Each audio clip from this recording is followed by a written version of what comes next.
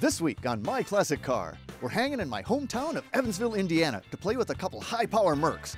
We're talking a rare 64 Park Lane Marauder and an ultra-bad 64 Comet Cyclone lightweight drag car. Plus, we'll check out the latest gadgets to help maintain your battery.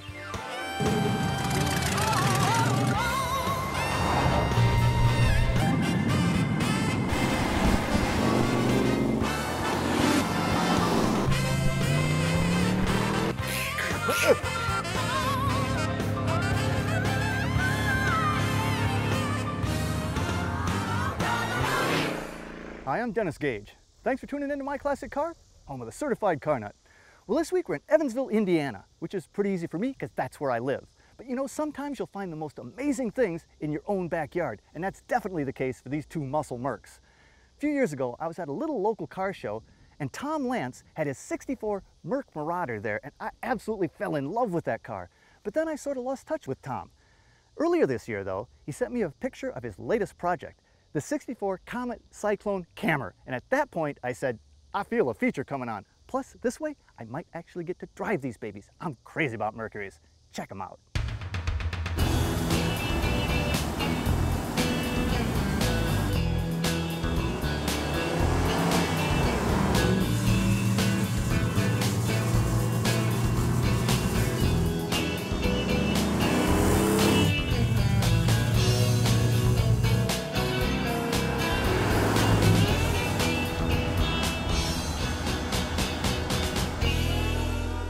Tom, I finally got you.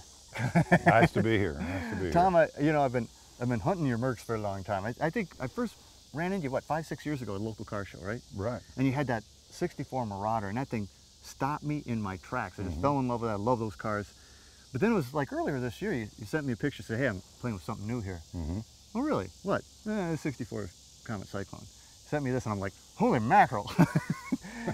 So we had to talk, man. Right. We definitely had to talk. Now this baby, this is one you created though. This, I mean, it looks like a factory lightweight. Right. But you basically made one. Right. I built it up from a car headed to the scrapyard. Really? I mean, like just like almost nothing left of it. Right. I gave $200 for it. And then you kind of went just full tilt. I mean, this is now all lightweight. I mean, it's fiberglass hood, fenders, the whole thing. And man, did you do a killer job. Even graphics-wise, I mean, these are all local companies here in Evansville. I mean, this is it's kind of hometown all the way around. Right. Had to find a guy that practiced for about a month to actually hand letter them. No kidding. But I love the cammed heat with your sterno on there. Was that also kind of a period thing? Well, I always wanted one of these types of engines, and I came up with that name a long time ago, and from the band, and of course, canned heat. Play on words, right. So that's the way it ended up. Now, originally, this thing would have been lightweighted almost head to toe. What of the original car is still left? The roof, the floor pans, the trunk, and the rear quarters. And that's really it. That's it. Doors are fiberglass. So what's the door weigh on this baby? Weighs about 9 pounds. You're kidding, really? Can I open it? Go ahead. Oh man, that's like nothing. Yep. They were, and the original would have been slightly lighter because they wouldn't have even bothered putting a inner panel in it. But I mean, that's 9 pounds for the whole thing. Right. I mean, that's amazing. Now, inside 3-point cage. 3-point. Yeah, they haven't made one of them in about 40 years, so I fabricated that out of 2.5-inch stainless tubing. And it's all business. There's only a couple gauges that you really gotta have. And these would have been like what they did back then. These were basically Econoline van seats, weren't they? Bostrom Econoline seats. Wow. Very light, much lighter than the original buckets or bench seat that would have been in it. And a headliner, which they would have pulled out probably. That more than likely would have went away, yeah. But that's not easy to find. No, not the hardboard with the spacer trims and all that. Man. Well, now, this is funny because I look at this car and I go, it was a Comet, but it's a Comet Cyclone. Right. Which was, what's the deal on it? That was an upgrade package for the Comet. So it was actually an option package before it became a model, because eventually it became a model, right? And there's a lot of hard lines in this rear quarter. You don't want to dent that, I don't imagine. No, that's why that was only a 1-year offering. That's another quarter. Yeah. So fiberglass bumpers too? Bumpers and bumper brackets are fiberglass. Bumper brackets too, man. Just every place you could pull weight out of this car, you did. That's right. That was their trick. Well, you know, we've alluded to it before, but the SOHC stitched into your seat, single overhead cam. This is actually a camera motor. That's correct. Oh, let's go look at that, baby. Okay. I love those engines. Open her up, Tom. All right. Get my finger under here. Oh, oh yes. Those are monsters. They were big engines. Of course, the heads were huge. But I've always felt myself, aesthetically, there wasn't a prettier engine. It is gorgeous. made. So where'd you find this engine? I found it, Jim Dove in Cleveland, Ohio. I had the engine and I had him build it all up, and because I wasn't going to learn how to build a camera on OJT. No. Probably, with what these are worth now, probably a good idea. Cast iron block and... Nope, this is an aluminum 68 Can-Am Ford block. Holy mackerel. What? A la GT40. Holy cow. Whoa. No, I'm really impressed. So what kind of horsepower? It dynoed at 837 at 7,000 RPM. God, it's absolutely gorgeous. Closer back up though. I love the, I mean, that's such an aggressive looking hood on these too. That bulge, you knew it meant business. Right, that was a Ford teardrop. But now even with, I mean, you kept this so, with glass front and back to be legal, so that you could actually drive this on the street. You've got this license. This is a That's correct. street legal, streetable car. Yep, lights and all the electrics work. I keep it plated up and I drive it around town. Wow. Suppose I could drive it around? You are absolutely welcome to drive it around. I'm absolutely thrilled. Let's pin this thing and fire this baby up. What do you say? Okay. I'll get the other side. Coming up, we'll take a spin in the 64 Cyclone, but first we'll look at the latest gadgets to maintain your battery in the Eggy Speed Shop. My Classic Car is brought to you by Grundy Worldwide Collector Car Insurance.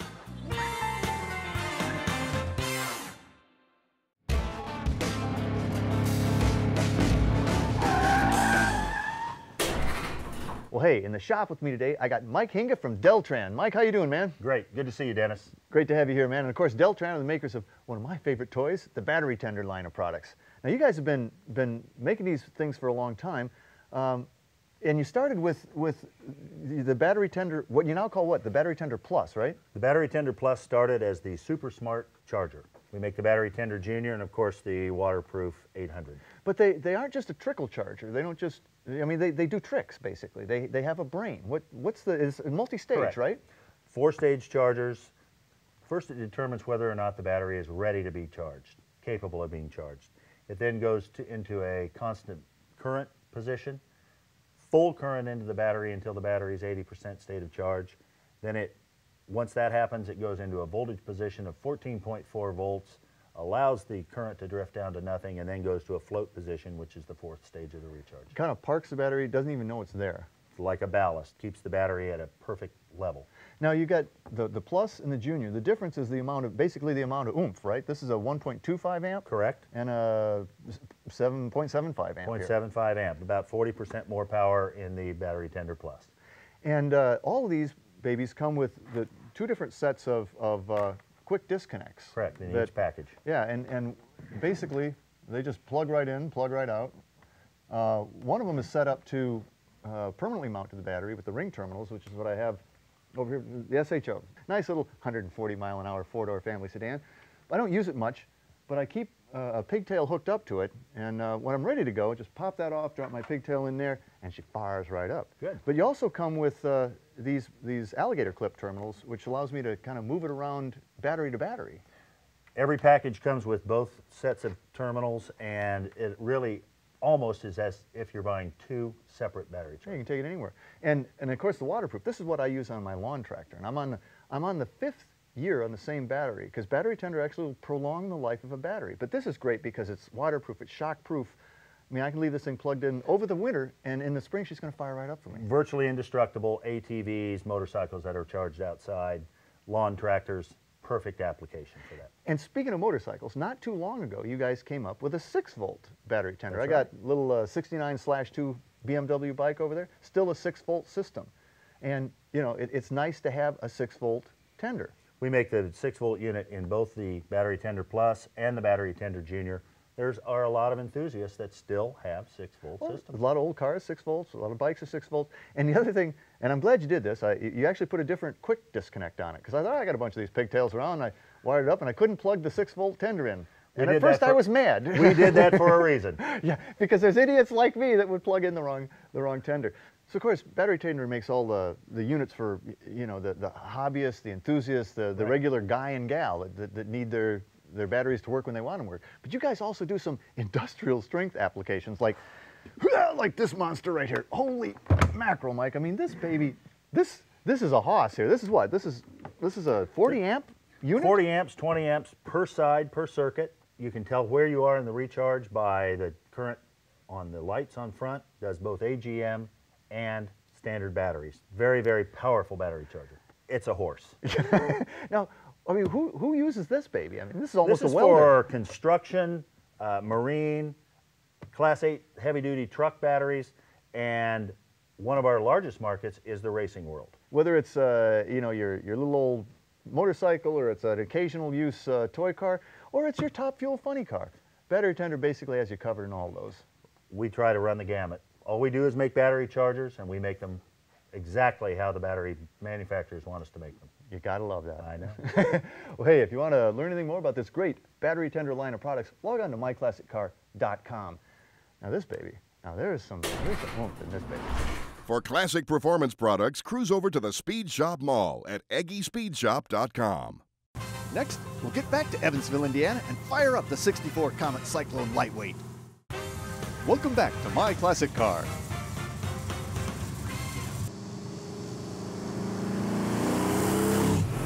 You look good in this car. I feel good in this car.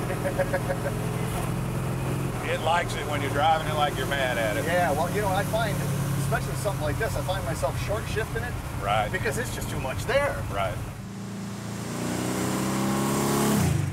They were just, you know, I mean, they were built to just be maxed out. You know what I'm saying? Right? And you and I drive something like this on the street. Try not to be just crazy. Man.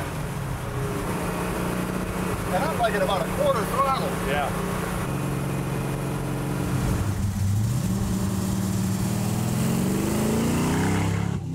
But man, she don't corner very well. A little over. Pushes a little bit. Pushes a little bit, yeah.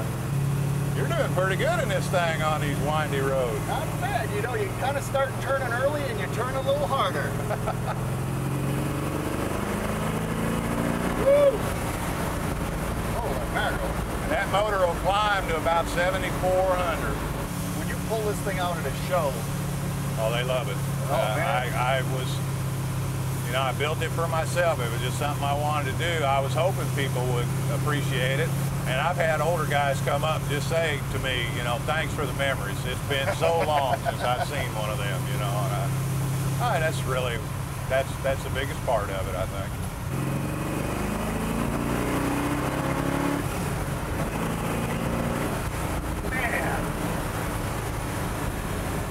Still ahead, we'll check out a really sweet 64 Park Lane Marauder.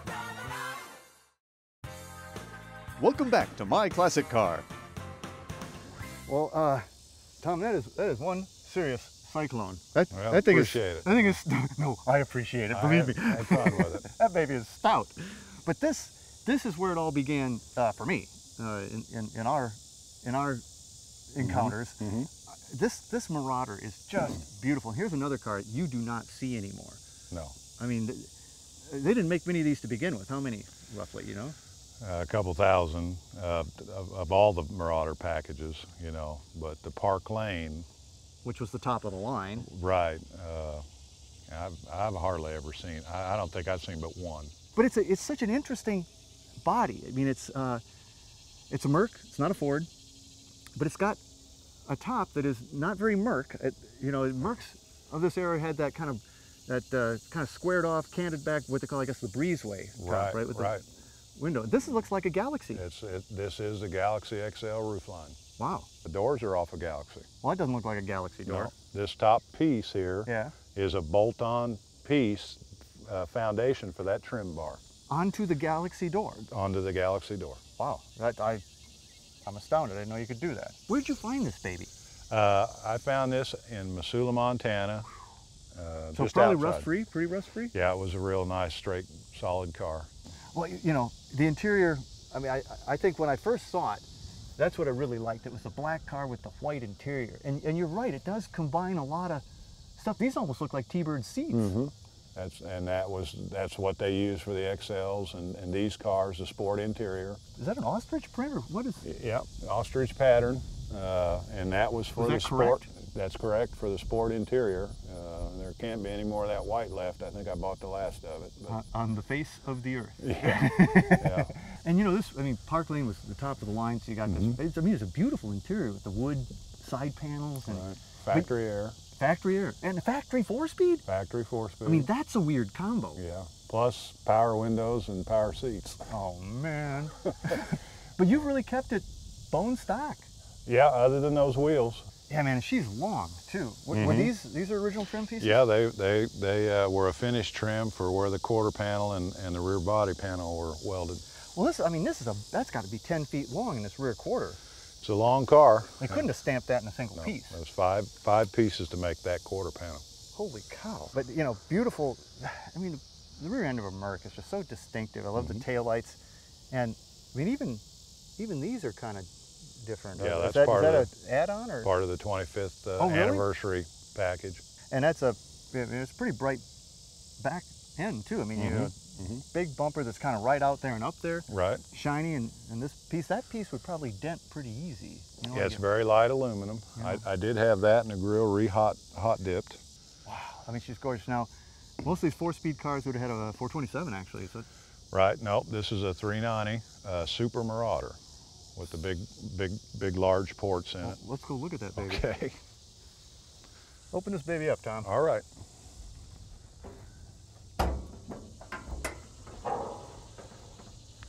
390 Super Marauder. Is that tri-power? Yeah, it was dealer installed tri-power. Well, you know, this thing looks original. I mean, has it ever been out of here? No. I've not repainted anything under the hood. I pulled the heads off and the intake just to inventory the condition of the engine.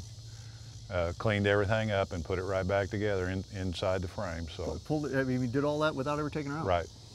Man, I mean, I absolutely love these cars. They they ride like a dream. I mean, they're Mercs. Yep. They Very basically ride smooth. like a Lincoln. And this is one that you got plated. You drive this one. Yep, we drive it. I mean, it's not a grocery getter, but you take it No, out. get it out and drive it, and take it on cool evenings and just cruise. Have a good old time. Well, you know, you let me drive that thing. If I can drive that, I bet I can drive this. Oh, there's no problem. No problem. Well, let's close it up and let's take this baby out for a All cruise. right then. Let's go, man. Stay close, we're cruising in the 64 Merc Park Lane Marauder. Brought to you by Grundy Worldwide Collector Car Insurance and by U-Coat It, the official floor coating of the Eggy Speed Shop. Welcome back to My Classic Car. It's just real different having a 4-speed in a car like this. Yeah. Isn't this a smooth old car though? Oh man, well that's a Merc.